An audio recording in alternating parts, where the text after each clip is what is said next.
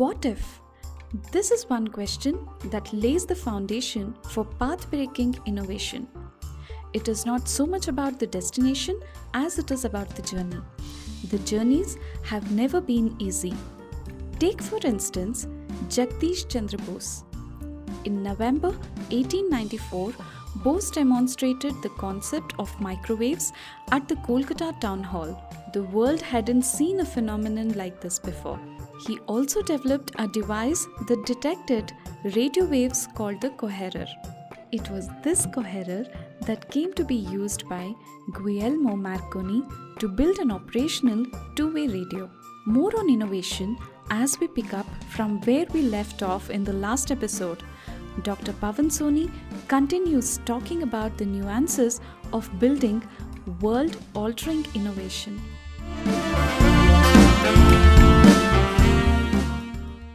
What are these traits that entrepreneurs should have to succeed? Not just in their own success as a company, but in pulling the entire team to succeed? It's a good question. So one of the core values of an entrepreneur is big picture thinking. Because if everybody gets lost in the trenches, if everybody is tactical, doing the work, shipping it out, getting it done, then who is looking at the big picture? The fact that it's the entrepreneur who has to always keep the big picture in mind. If he or she gets so absorbed into the nuances, who else is accountable for it then? Correct. And that always happens with one very important discipline, which is delegation. If we do not learn to delegate, we cannot build enterprises. Because lack of delegation makes you get stuck. Correct. You're neither allowing others to grow, nor you are growing yourself. Sure. Because you're so passionate. So one thing which I always maintain is that passion is important to start something. But passion is dangerous to grow that thing. Okay. Be absolutely dispassionate. In parenting, if you're very passionate about your own child, you would not allow the child to have its own character and personality. Especially when the child grows up and she wants her own liberty. Is when the parents feel very bad that she doesn't listen to me anymore, she's not obeying me. But you are just being so passionate that you think of your child as an extension of your own body. Your own self. Correct. Which is very dangerous. Or your organization as a long shadow of your own self. Yeah. So passion is good to start, but passion is bad to scale. Correct. And delegation is the wedge. And I always maintain that you need to take your hands off your people, but never your eyes off. What I mean by not taking your eyes off is that you need to ensure that they don't indulge into anything which is unethical. Correct. For one. They don't indulge into something which is against the value systems of your organization or against the strategy of the company. For example, if I'm running a company and I always want to ensure that regardless of any engagement, we need to ensure that we put our best foot forward. Whatever is the engagement, whoever the audience is. The audience may not deserve that amount of investment, but we need to. Sure. Because that is us. It's not about the audience, it's about the us. We need to set our high standards. And if I see anybody slacking there, that I'll not tolerate. But telling how exactly that needs to be done, if I do that, then I might as well have a robot. Correct. Micromanaging. Right? Yeah. So, on this very aspect of micromanagement, I believe that successful leaders don't micromanage others. They micromanage themselves. They're very sure about what are they doing with their own time. Not micromanaging others. Because even if you micromanage somebody, he or she will one day walk out of your office. Correct. In a greener pasture. What are you left with is your own time being dove into all these other avenues, which is irrevocable. The point is, if you set high standards, if you micromanage your own time, if you are giving them some very broad guide rails, this is acceptable. Anything you do in between this is acceptable. Anything that you do outside is completely unacceptable. Your organization can grow. Till you give them broad, clear guidelines, things will grow. But the moment you indulge, however, even though you would have done it better, I think they will get strangled. And moreover, you will get frustrated. Same applies to parenting also. You have to. So this was the chairman of 3M, McKnight, who once very famously said that hire good people and leave them alone. What are your thoughts on building an organizational culture and how to take it forward as the company grows? Yeah, that's a good question. The culture is how people behave in the absence of a supervision. That's Okay. culture. Okay. Because in the presence of supervisor, even a lion can be tamed, let alone people. But when there is nobody breathing down their neck, when there is nobody monitoring their action, the way they would behave is what is culture of a city or culture of a country or an organization. Now, you as a manager cannot change the culture of the whole organization unless you are the CEO. And even then, you need to have good managers who can manifest it in the way you would desire it. Sure. But what you can, however, change is the climate of your team. Now, you are a large organization and you have a small team to manage. Can you change the climate of the team, much like the way we are changing the climate of this room with this air conditioner? Can I change the climate of the team? And what is culture in that case? If I can break down the word culture, there are three elements to it. The first is people, the second is routines, and third is incentives. People is the who part of it, routine is the how, and incentive is the why. Now, who is easy to understand. You get people with high work ethics, with certain skills, competencies, and you double it up by investing into those people. But the more important thing, which is, in my opinion, the lowest common denominator of culture, it is called routines. Routines means regardless of who comes into the organization, what do they do? How do they behave? What are the unsaid, unwritten rules? The way people comply.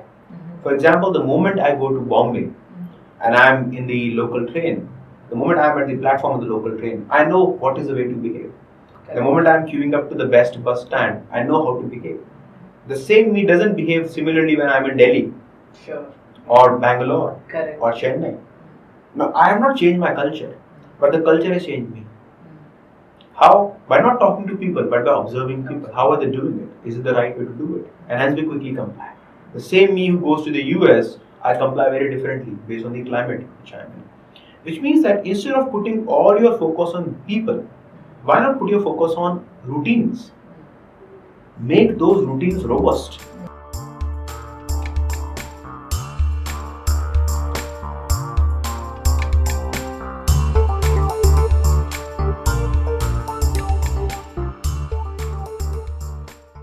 Look at Jeff Bezos, who says that Amazon is always a day one organization, that they focus more on the results rather than the process. Because he says the day that Amazon has an more focus on the process than on the results, they become a day two organization and then perish. What do you have to say about that? It's a very, very good question. So I was, I'm a great fan of Jeff Bezos, notwithstanding his personal idiosyncrasies. Sure. But he's nonetheless a great entrepreneur. Now, what happens is that routines often get confused with processes. Here's a distinction. Think of it as a Venn diagram. Think of routine as processes which are followed. Okay. Not every process gets followed. Also, the routines are the activities which are not stated. Which means that routines is that cross section. There are things that are behaviors, habits of people, and then there are processes. But when the cross section happens is where the routines is. Not every process is followed. Correct. Which means routines allow for the flexibility of the individual agency on the process. Okay. Because many times, as Jeff Bezos says, that processes can sap the creativity out of people. It can straitjacket you. Exactly. Yeah. And that is to be avoided. You need to allow people to have enough liberty around the routine. And that's where in the realm of extreme ownership, we always say that don't own the plan, own the outcome. Correct. You might own the plan. It's like the operation is successful, the doctor says patient is dead. You don't want that situation. Successful operation, patient dead. It's good for nobody. Exactly. You need the patient to be live and kicking. You might have your own agency coming in by not following the procedures. But Amazon is a 5 lakh people employee organization. Think about that. Yeah. 500,000. There are 5 lakh employees across the world. Sure. Now, this statement of no routines doesn't apply to 5 lakh people. If you're working in a warehouse and there is a standard way of labeling the barcode or stacking the Better product, that. Yeah. you have to follow, otherwise it will mayhem. Yeah. At 5 lakh people, which means think of the pyramid. At certain level, you have to increase the level of agency in the routines. But below the certain level, the routines have to be sacrosanct, Correct. like a military regime. And that's where I meant that the delegation has to have a latitude. You can't cross that latitude, otherwise it will be mayhem. So for the 3.5, 4 lakh people, the flexibility will be of different nature. Correct. But for everybody in the company, there will be some guide rails which you cannot kind of overcome. You better not. For the people at the shop floor, the guide rails might be very narrow. The latitude may be low. People at the corporate, the day one, their headquarters, and Redmond, it might be slightly broad. Latitude may be higher because the cost of complying may be more than the benefit. Correct. But here the cost of complying may be less than the benefit, and henceforth and so on, you need to kind of do. How important is the problem solving approach that is often a game changer in many organizations? Many of the critical problems that we face as a society. Can we innovate our way out of problems? Or does it require the discipline and the routines that you're talking of? Or does it require a combination? Good question again. I think discipline is sacrosanct to innovation. In your question's phrase, if I pick the key words from your question, innovation is about solving a problem profitably. Okay. The key operative is profitable. Profitable, correct. That's very important. Now, if this table is shaking, I can always fold a small piece of paper and tuck it in one of the legs of the table. And it will stop shaking. But that is not innovation, that is improvisation. I'm just having some improvisation, thinking on my feet and fixing it. Any person in the world would do exactly the same. But difference happens next. Once this discussion is over and we walk out of the room, we might very conveniently forget the shaking table. But had it been a German sitting here or a Japanese sitting here, they might go back to the table and check where was the problem. Is the table the problem? The floor the problem? Is the carpet the problem? And they might come up with some bush mechanism. So that in every table there will be fixed bushes which I can adjust basis my rack and pinion mechanism. So that no table ever shakes again. Correct. Which means innovation is about solving a problem permanently. Correct. Solving a problem temporarily doesn't require discipline, it requires ingenious.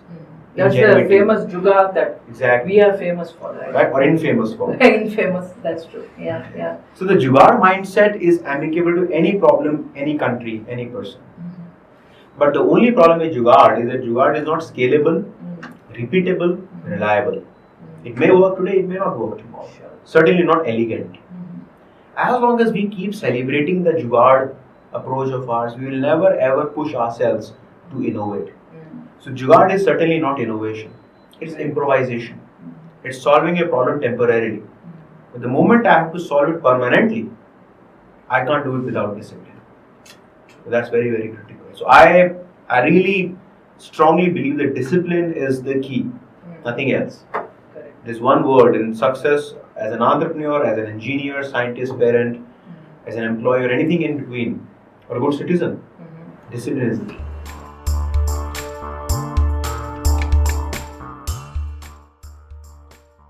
Innovations, big or small, always have their seeds under circumstances of necessity. To some, it is a matter of being the change that can transform people's lives. Case in point, social entrepreneur or padman Arunachalam Muruganandan, his commitment to develop an economical and hygienic model of sanitary pads for rural women led him to be ostracized by his villagers. Had he given in to family and societal pressure, he wouldn't have achieved all that he did.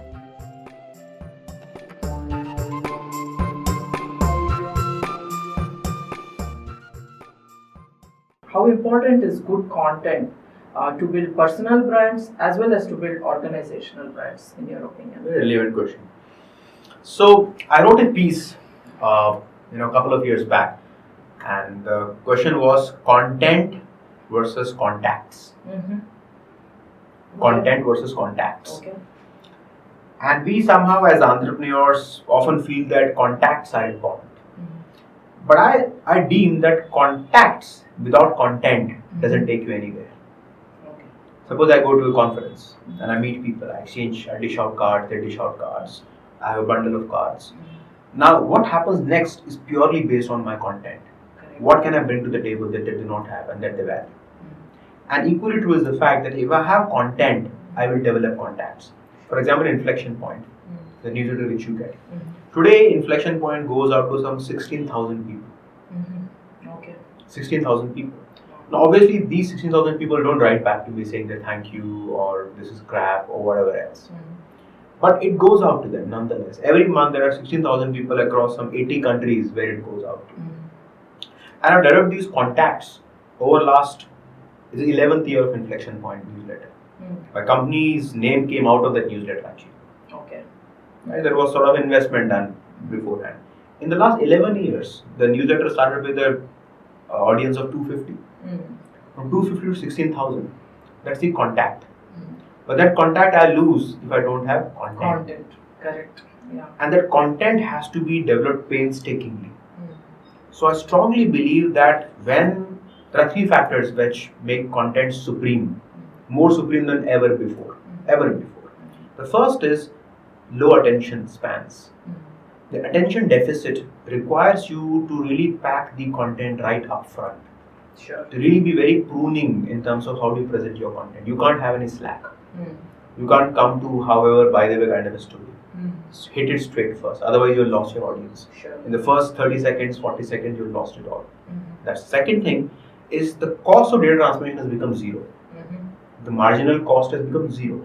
Thanks to Reliance Jio and then the optical fiber networks and whatever else. And going forward it will be zero. Correct. Which means that the cost to access content is marginally zero. What matters is content. Which means that if I know that I can download a movie in 1 minute flat with high speed 5G, the question is not about downloading speed, the question is which movie.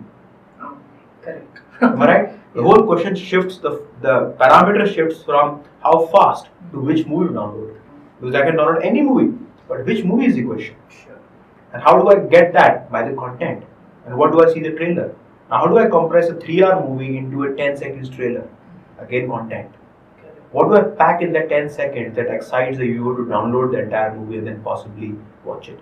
Possibly. That might again be questionable. Sure. If the guy doesn't see it worthwhile in the first 10 minutes, bang, he deletes it. So the first one was attention deficit disorder, the second is the low cost. And third thing is democratization. Democratization means we are in the era of consumerism. What I mean of consumerism is that the producer and the consumer is one and the same. Okay. The people who are consuming the content also has the ability of dishing out the content. Correct. Which means that the experts and the novice no longer are the experts and the novice. It's only contextual. Correct. In some context, the expert is the expert, but the moment I shift the context, the expert becomes a novice. And somebody who was a receiver can become the giver. Because of democratization, thanks to the blogs and Google search engines and of course your LinkedIn Pulse and whatever else you have, people, the inertia to write content has come down. Even Twitter for that matter. Correct. 140 characters, 280 characters. The inertia and the expertise required to write content has come down. Which means that because it becomes so democratized, the premium on good content goes high. Correct. Which means you have to be really good to be able to get that attention. So the three factors of low data cost, high availability of writers and the content, and attention deficit disorder. All these three things singularly put content as supreme all over again. So I think if you have good content, you will have audience, you will have contacts, and context.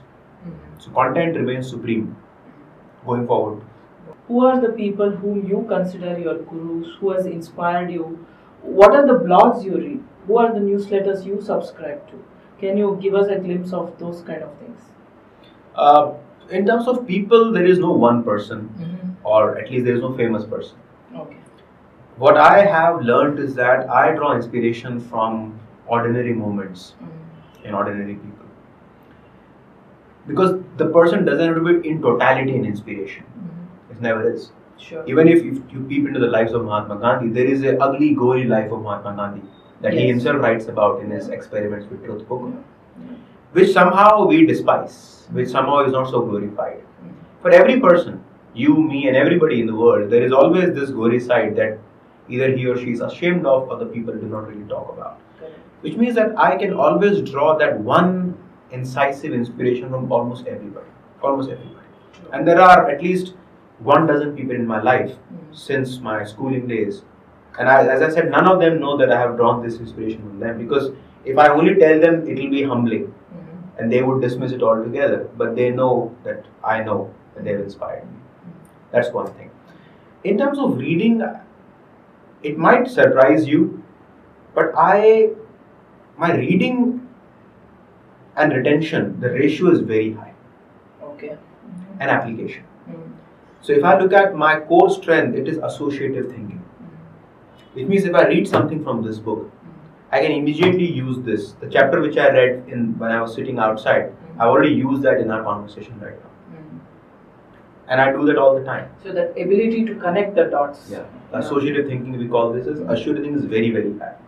Which means I don't have to read too much to get content. I can read a small bit because of the variety of places where I can draw the insights from. Watching a movie, reading a book, a newspaper, a small article, a blog, a television show, anything.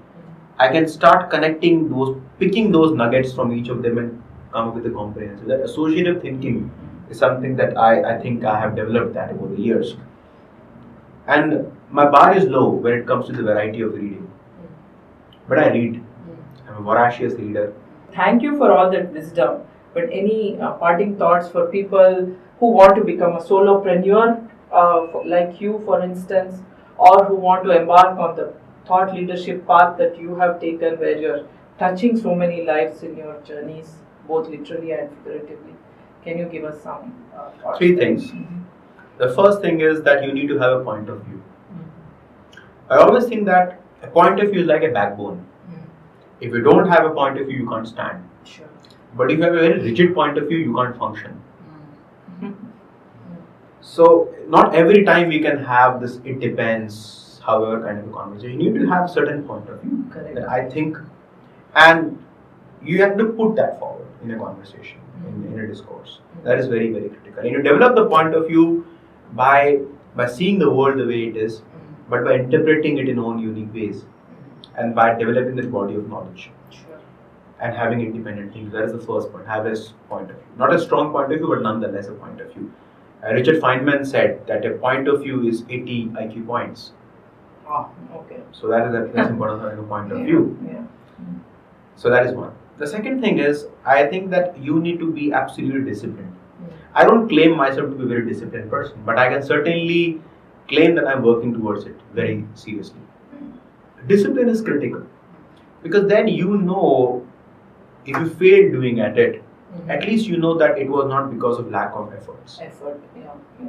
You know that maybe I chose the wrong direction, or maybe I went underprepared, or maybe I didn't look at it more seriously. But at least you can, at least without a doubt, you can say that I tried my best. That is the importance of discipline.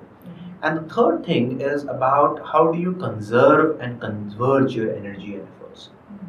I read it somewhere that leaders don't manage time, leaders manage energy. That was very profound. I used to think that time is energy. But then it dawned upon me that time is not always energy. You need to have an objective, which is, in my case, was touch as many lives as possible, meaningful. So if we have that clear sense of objective, it has to be something which is beyond you. That's very important. It cannot be want to be the richest man. It's like wanting to be the richest man is like wanting to be the tallest building in Bombay. Correct. All it takes is one floor. It just takes one floor. So it can't be about yourself. It has to be about somebody, about beyond you. So that's what I would leave my audience with, pretty much. Fantastic. Thanks so much, Dr. Pavan.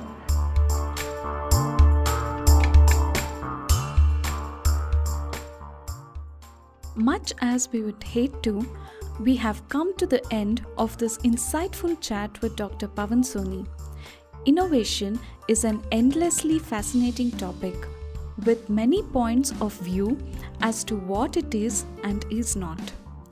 Can Mark Zuckerberg of Facebook be called an innovator? Or is it the designer on his team who invented the like button? What about all the Me Too entrepreneurs who piggyback by improvising established business models like the Bansals of Flipkart?